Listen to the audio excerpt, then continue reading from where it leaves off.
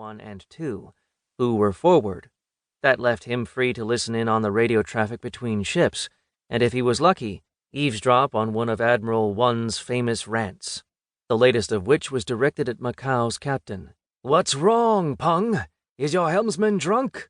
Order the bastard to steer a straight course." Jing's radio operator could hear such exchanges too, but was careful to keep a mostly straight face, as the officer chuckled. "What's so funny?" a third person demanded. "Stand to attention."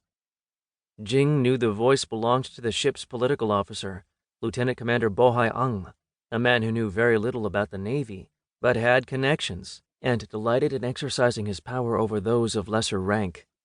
Jing stood, did a neat about-face, and was careful to focus his eyes on a point 6 inches above Ang's head. "Now," Ang growled, "you are laughing. Please share the joke with me.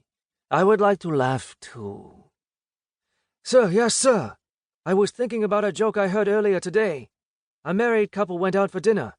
Suddenly the wife exclaimed, 'I forgot to turn the gas off. There could be a fire.'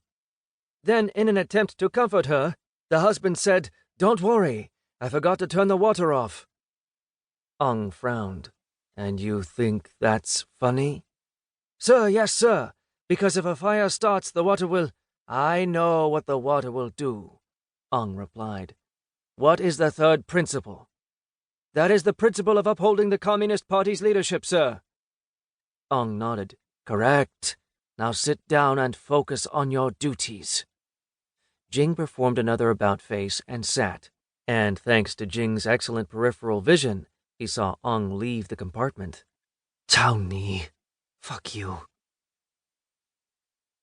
The South China Sea welcomed the carrier strike group with negligible 2-foot waves and a southerly breeze. Orders called for the vessels to sail east, around the north end of Luzon, and into the Philippine Sea.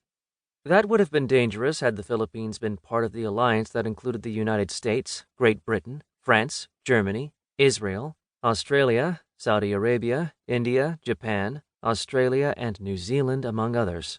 But President Antonio Costas and his government had chosen to declare the Philippines as a neutral country. That made practical sense, given the country's proximity to China, as did the rest of the president's pro-Chinese policies. There was a price to pay, however. Many Filipinos were sympathetic to the alliance, hated Costas, and wanted to overthrow their government, something they weren't likely to accomplish so long as China continued to provide Costas with the money and weapons his secret police used to keep the populace under his thumb. It had been a long day for Captain Ko, and once the Sea Dragon was well clear of land, he felt comfortable turning the ship over to his executive officer, XO, Commander Shi. The relationship between the men was good. That meant Ko felt free to speak more openly than he usually did. "Let me know if the Admiral gets his shorts in a knot, but I suspect he's well into his 3rd glass of Huangzhou yellow wine by now." Shi smiled. "Don't worry, sir. I'll let you know if a storm starts to blow." After departing Operations 1, Ko made his way into officer country. His cabin was 12 feet long and 6 feet wide.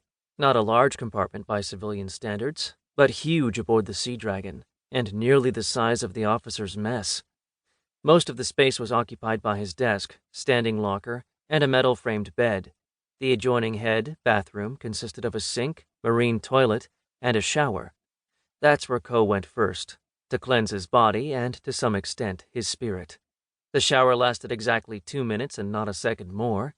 That was the length of time allotted to sailors, so that was the amount of time that Ko allowed himself, for to consume more than his share would be dishonorable.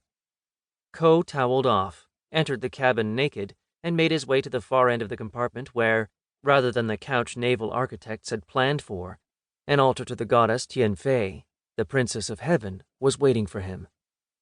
Tianfei had many other names as well, including Matsu, Ma Lingwei Furen, and Lingwei Fei.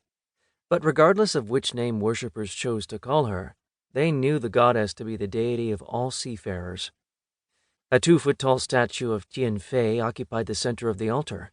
The likeness was carved from white alabaster. Her hair was pulled back into a bun, her head turned slightly to the right, her eyes downcast. One hand was extended as if to convey a blessing, and there, rising to break around her gown, were waves of